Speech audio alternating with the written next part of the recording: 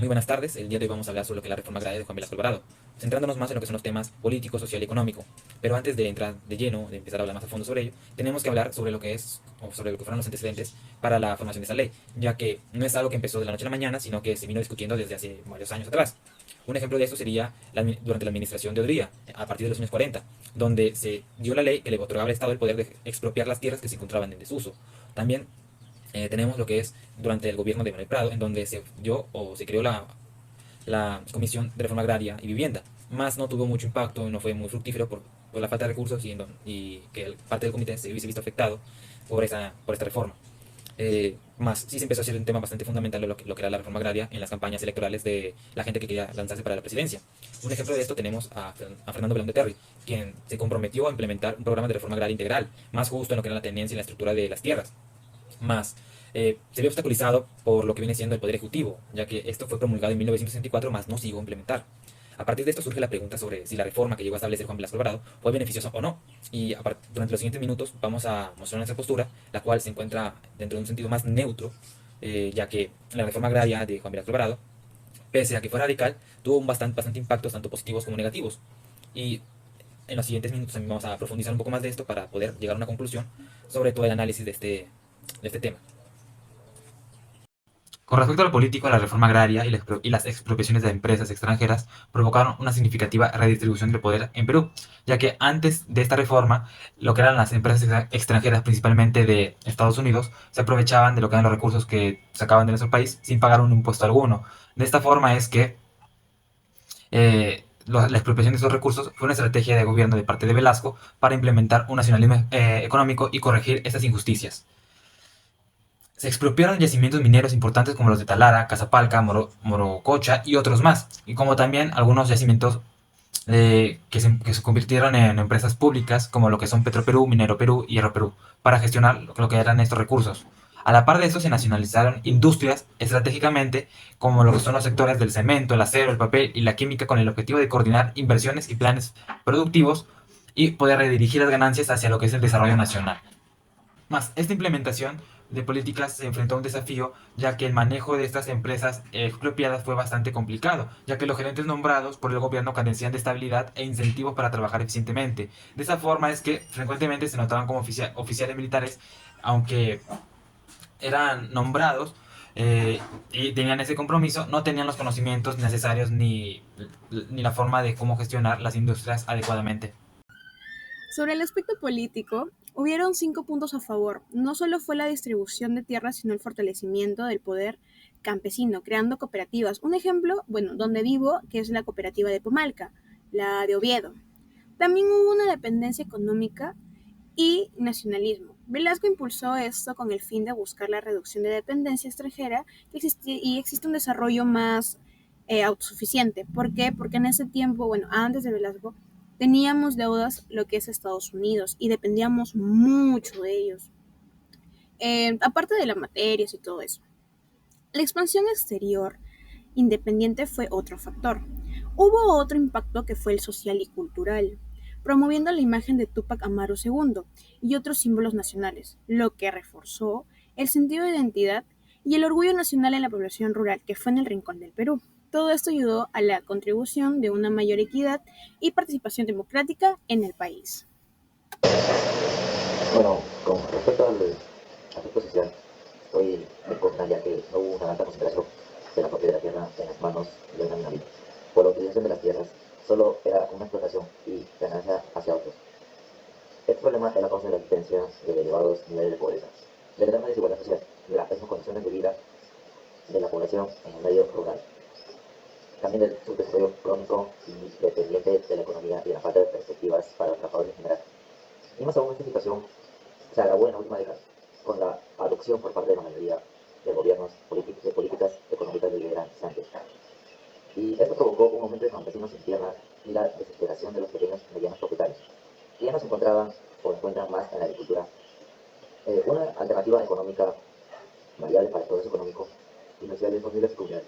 Hubo en los últimos años un acelerado proceso de destrucción de la pequeña propiedad y de la agricultura familiar. Y esto hubo aumentando aún más por la concentración de la propiedad, de las tierras y la producción, y provocando el aumento forzado del éxodo rural, específicamente de jóvenes.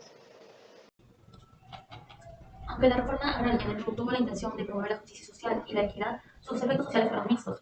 Las decisiones en la implementación y en apoyo técnico limitaron su impacto positivo en la sociedad y generaron nuevos desafíos para el desarrollo social del país. Por una parte, la implementación de la reforma agraria generó conflictos sociales, tanto en los antiguos propietarios y los nuevos beneficiarios, como dentro de las propias comunidades rurales. La distribución de tierra no siempre fue percibida como justa y en muchos casos llevó a disputas y tensiones. Asimismo, no se mejoró la productividad de la tierra. Antes lo contrario, se estancó la productividad y la tecnificación de la agricultura que socialmente solo se benefició una cúpula de directivos de las organizaciones campesinas y no se mejoró nada la situación social de los campesinos. El cambio de propietarios de los antiguos asentados al de los directivos de las cooperativas agrarias significa una condena segura de la agricultura, puesto que sin financiamiento a costos bajos y sin asesoramiento ni capacitación en gestión de empresas agrícolas, es imposible que la reforma dé resultados efectivos para erradicar la pobreza. En continuidad, esto impidió el avance tecnológico y la modernización del sector agrícola, afectando su competitividad y rendimiento, por lo que la ineficiencia de las cooperativas y la persistente pobreza rural impulsaron la migración de los campesinos hacia las grandes ciudades como Lima, Arequipa, Cusco, Chiclayo y Pucura, generando bolsones de pobreza en las zonas periféricas. En cierto modo, la falta de éxito de las cooperativas y el incumplimiento de las promesas de la mejora socioeconómica generaron desilusión y desconfianza entre los campesinos hacia las políticas gubernamentales. Esto afectó la cohesión social y la confianza en las instituciones. Continuando con la exposición, tenemos el aspecto económico, que si bien es cierto, la reforma agraria tuvo efectos mixtos en este aspecto, sin embargo, estos fueron algunos aspectos que fueron de impacto positivo. Primeramente, tenemos la redistribución de la tierra. La reforma agraria permitió la redistribución de tierras, lo que benefició a los campesinos y comunidades rurales. Y bueno, se estima que alrededor de 12 millones de hectáreas de tierra fueron distribuidas a más de 5 millones de campesinos. Además, esta redistribución ayudó a los campesinos a acceder a la tierra, lo que mejoró sus condiciones de vida y les proporcionó una base para la producción agrícola. Continuando con el segundo punto, tenemos a la reducción de la desigualdad en el campo. Al distribuir la tierra de manera justa, la reforma agraria contribuyó a reducir la brecha entre grandes propietarios y pequeños agricultores. Esto mejoró la equidad en el acceso a los recursos naturales y económicos. Los campesinos pudieron cultivar sus propias parcelas y generar ingresos, lo que mejoró su calidad de vida. Consiguiendo, tenemos el aumento de la productividad. La reforma agraria también tuvo un impacto positivo en la productividad agrícola. Los campesinos ahora tenían un incentivo para trabajar la tierra de manera más eficiente y sostenible. La producción agrícola aumentó, lo que benefició tanto a los agricultores como a la economía en general, porque contribuyó al crecimiento económico del país, ya que una agricultura más eficiente generó más alimentos y recursos para la población.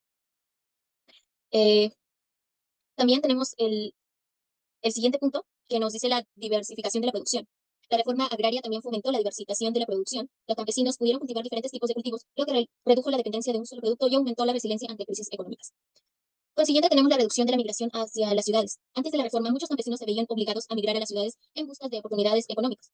La reforma agraria les proporcionó una alternativa viable al permitirles quedarse en sus comunidades y trabajar la tierra. Bueno, pasamos con la mayor migración rural urbana, que si bien es cierto, no es un punto que la reforma agraria tuvo un efecto positivo, sino que este fue un desafío, que la migración de zonas rurales a urbanas aumentó debido a la falta de inversión en el campo y la industrialización centrada en las ciudades. Y bueno, para culminar y dar paso a mi compañero, les diré sobre las bases para futuras políticas de desarrollo rural. La reforma agraria sentó las bases para futuras políticas de desarrollo rural y, a pesar de sus limitaciones, marcó un hito importante en la historia del país. Abrió el camino para abordar los desafíos agrarios de manera más integral. Gracias. Empecemos con los aspectos económicos. La reforma agraria presenta un periodo de transformación significativo en la economía rural del país, marcado por intentos de modernización y justicia social. Este proceso, sin embargo, tuvo tantos beneficios como factores negativos, reflejando la complejidad y las múltiples dimensiones de tal emprendimiento. Uno de los beneficios más destacados de la reforma agraria fue el impacto microeconómico mixto. A nivel microeconómico, las reformas lograron, en cierto grado, la justicia social y sentaron las bases de desarrollo rural más inclusivo, pero la inestabilidad causada por los conflictos y recursos insuficientes frenaron el crecimiento económico en algunas áreas. También tenemos la redistribución de tierras. Uno de sus principales beneficios fue porque estos pertenecían anteriormente a pequeños grupos de terratenientes, con el cual el propósito era reducir la desigualdad social y promover el desarrollo económico en áreas rurales. Ahora también tenemos el incidente de la diversión agrícola. La reforma incentivó la diversificación de la producción agrícola al otorgar tierras a los campesinos para experimentar diferentes cultivos y métodos agrícolas, disminuyendo así la dependencia de monocultivos. En conclusión, tenemos que la reforma agraria en el Perú representa un intento significativo de corregir profundas desigualdades en la propiedad de la tierra y promover el desarrollo rural inclusivo. Aunque logró avances notables en la redistribución de las tierras y la diferencia agrícola, enfrentó desafíos considerables como la falta de apoyo gubernamental, la resistencia de los terratenientes y deficiencias en la infraestructura. Estos obstáculos limitaron su éxito completo y resaltaron la complejidad de implementar reformas estructurales en una sociedad. Sin embargo, la reforma sentó las bases para una mayor equidad al acceso de la tierra y para un desarrollo más inclusivo en el sector agrícola, ofreciendo lecciones importantes para futuros esfuerzos económicos y sociales en el país. Muchas gracias.